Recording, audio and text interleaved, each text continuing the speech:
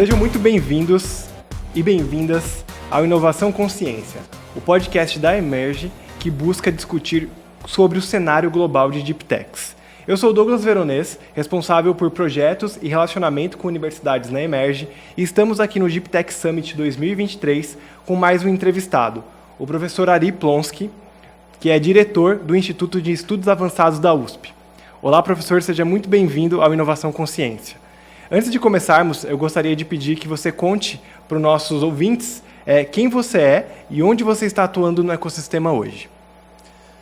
Bom, como foi dito, eu nesse momento estou na direção do Instituto de Estudos Avançados, eu também ajudo na coordenação do Centro de Inovação da USP e anteriormente fui por um bocado de tempo o coordenador científico do Núcleo de Política e Gestão Tecnológica, aliás, onde eu conheci boa parte do pessoal da Emerge, o Daniel, a Luísa e outros elementos tão importantes, né, dessa empresa e instituto que vocês criaram.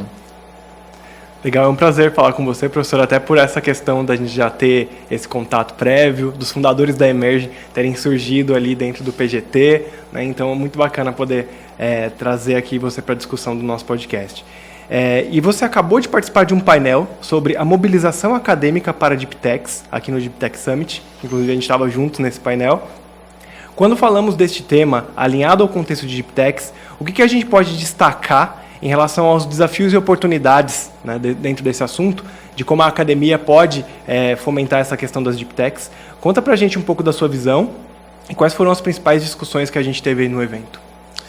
Então, primeiro, eu penso que não está muito claro também na academia o que é startup, o que é Deep Tech, e, portanto, existe um desafio que a Emerge pode ajudar, que é, junto, evidentemente, com as instâncias no mundo das universidades, institutos federais de ensino e outras entidades educacionais, a entender o que é exatamente Deep Tech.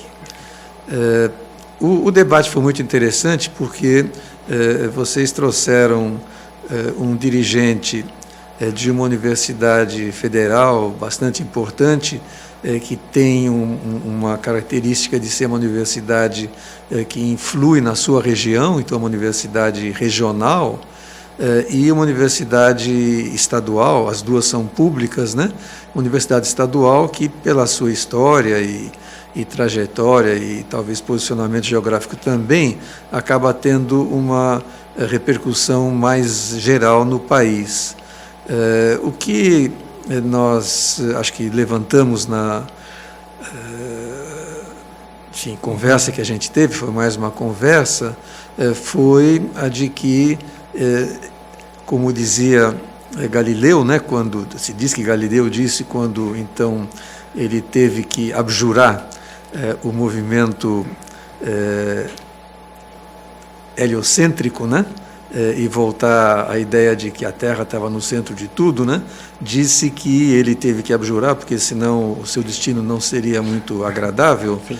Mas que, mais ou menos silenciosamente, ele ao final teria dito, e por se move, apesar de tudo se move. Então eu diria que, em resumo, né, apesar de todas as dificuldades que ainda persistem, várias delas, né, a dificuldade de concatenar ou de articular o direito administrativo que rege as universidades públicas no Brasil, né, que são as principais fontes de produção de conhecimento científico, e o mundo privado, seja o mundo privado das empresas grandes, seja das pequenas empresas, o que são regidas pelo direito comercial, embora haja também ainda remanescentes bem mais suaves, mas ainda remanescentes de uma preocupação grande de que empreendedorismo inovador vai trazer uma influência maléfica externa sobre a agenda da universidade. Apesar de tudo, temos avançado muito no Brasil e nas instituições acadêmicas em particular, nesse campo que eu chamaria genericamente empreendedorismo inovador, que tem alguns subcampos, né? Startups tipicamente que precisam ter crescimento rápido, a escala, né? O escalamento é importante, essencial na verdade, etc. Então esse é um ramo, por assim dizer, do empreendedorismo inovador. Um outro ramo que agora está, com perdão da brincadeira, emergindo, não é? É o ramo das deep techs, né? Então, há várias coisas em comum, é claro, mas há especificidades muito importantes que devem ser diferenciadas. E eu lembro, nesse sentido, uma dissertação que nós tivemos oportunidade de orientar e que foi apresentada na Escola Politécnica, no programa de mestrado em Engenharia de Produção em 2014, da Paula Salomão Martins, em que ela estudou, acho que na época era um estudo pioneiro, justamente esse campo, né, das empresas nascidas na universidade, né, spin-offs acadêmicas, né, mas que tinham como fundamento as ciências duras, né, e ela chamou então essa dissertação, com uma interrogação no final, as terras raras do empreendedorismo brasileiro. Perfeito. Legal trazer esse posicionamento. Uma coisa que eu queria destacar na fala é que você citou em algum momento o que seria Deep Tech. E você citou uma tese que chamou de terras raras do empreendedorismo. Então, eu posso até falar da minha origem acadêmica, né? Eu falava de inovação com ciência.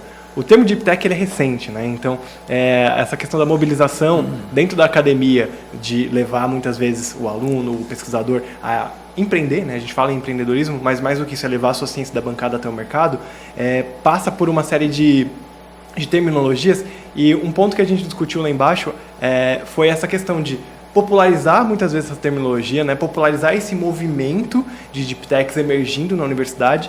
Inclusive, já aproveito o gancho, né, para dizer o seguinte: a gente tem uma pergunta-chave que a gente quer trazer, né, nessa temporada aqui do Inovação Consciência, que é justamente essa, né? O que é necessário para que tenhamos mais e melhores Deep Techs no Brasil?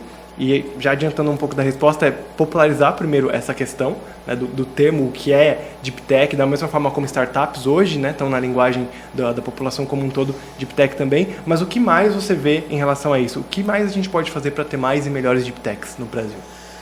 Então vamos lá. Como era de se esperar, não há uma bala de prata, né? Fazemos uma coisa e teremos, né? Basta aumentar o volume de financiamento e se resolverá, não é isso? Acho que aí nós teríamos que olhar um pouco segmentadamente. Por exemplo, Deep Techs que se baseiam em ciências voltadas à saúde de maneira geral, você tem uma questão crítica, que é a questão regulatória. Perfeito.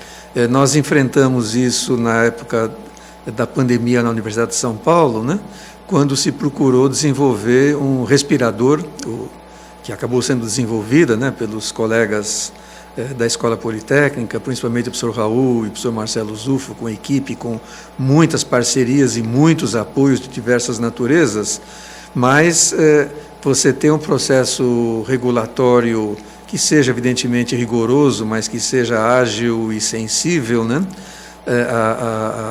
as condições e as necessidades, é importante.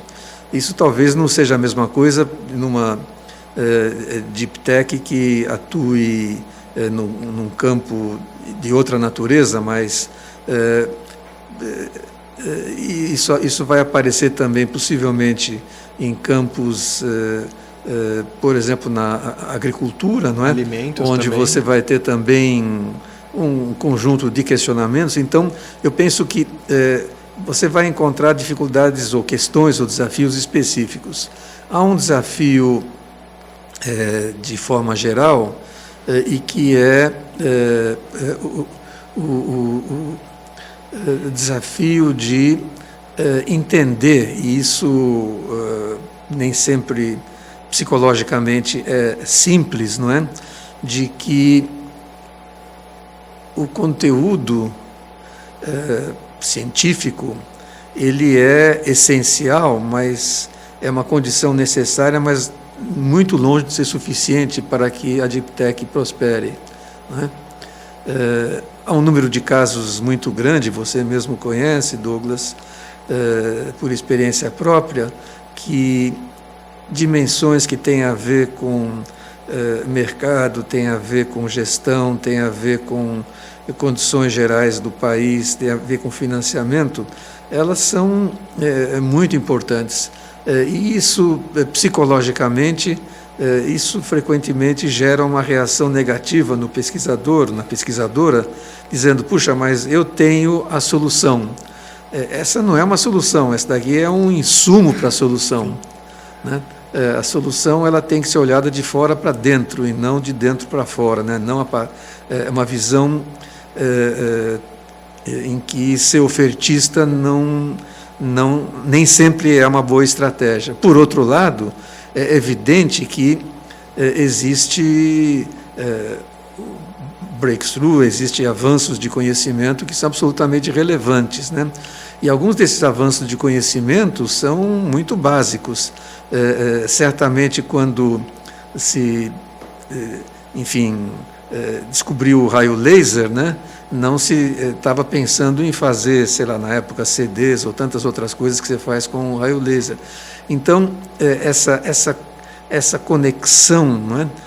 Entre conhecimentos chamados mais básicos, conhecimentos mais aplicação de conhecimentos, translação para o mercado, são processos bastante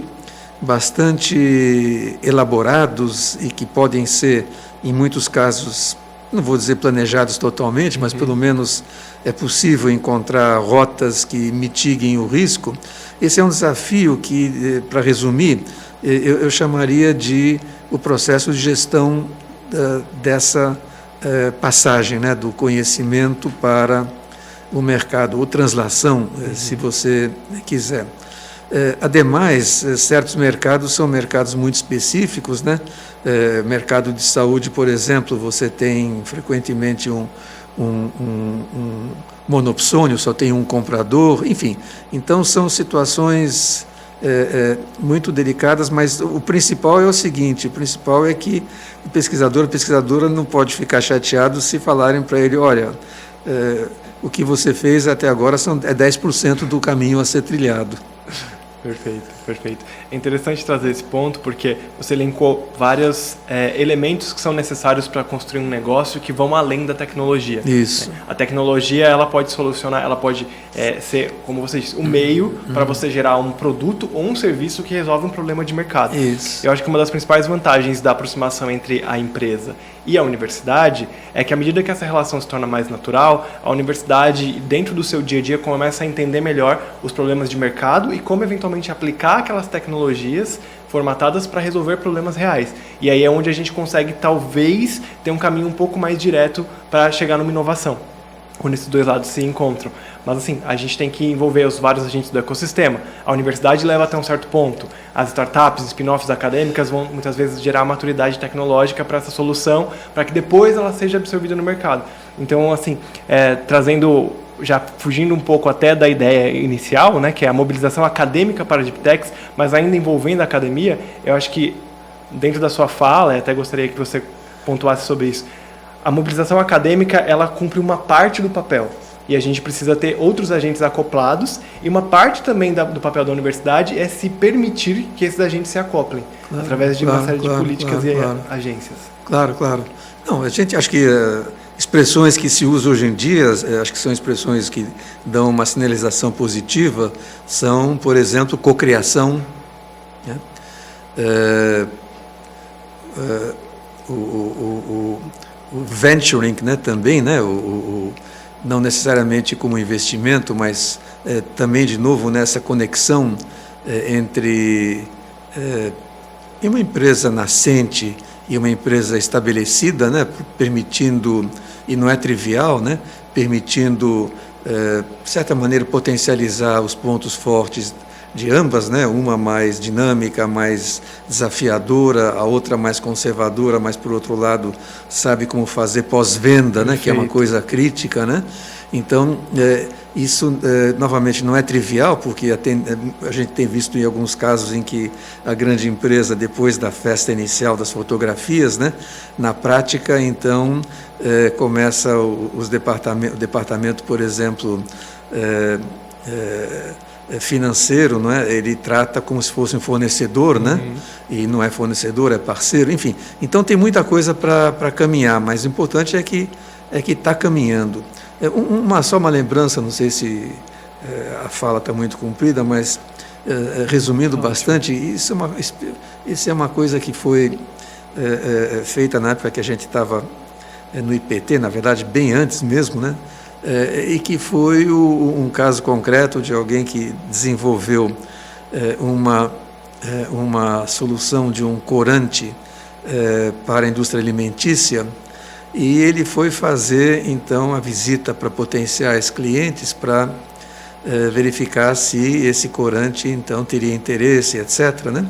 E foi indo, e foi sempre muito bem recebido, sim, temos interesse, até que chegou numa determinada empresa que era um potencial cliente, e essa pessoa que o recebeu, um executivo, disse: olha, você quer que eu seja franco? Então, eu vou ser franco. Eu vou dizer o seguinte: gostei do seu produto, sua ideia é uma ideia inovadora, o produto é mais barato do que aquele que eu estou importando, tem uma série de vantagens, mas eu queria dizer que eu não vou comprar nada de você. Mas por quê? Eu vou te explicar. Eu tenho um fornecedor internacional grande que me fornece não só esse corante específico, mas fornece uma paleta grande de produtos, e ele me traz vários serviços adicionados. Se existe qualquer mudança de regulação, eu exporto bastante também, em qualquer país, ele tem um sistema, como é uma empresa muito forte internacional, ele tem um sistema de acompanhamento. Eu recebo um alerta dizendo: olha, em tal país, nesse produto mudou tal regra. Eu tive um problema de exportação que foi, por alguma razão, barrada na alfândega, acho que de Roterdã, o produto.